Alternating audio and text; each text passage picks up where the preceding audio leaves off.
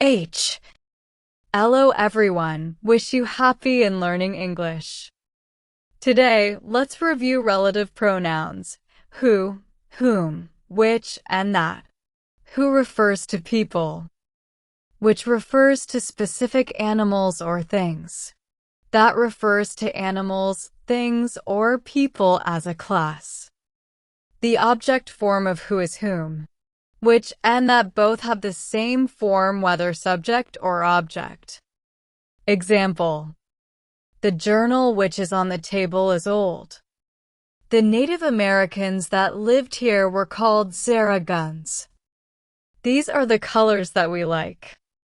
Do you know how to complete who, whom, which, or that in the sentences below? 8. Is this the program you always watch on TV? 9. The movies we saw this summer were all good. 10. These are the kinds of exercises help us learn English.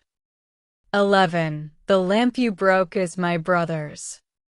12. Han Baladin is one of the workers went on strike. 13. Melissa Vargas was the pilot flew our 747. 14. It is the little things in life count. Corn. Do you know the answers below? Let's go. 8. Is this the program which you always watch on TV? 9.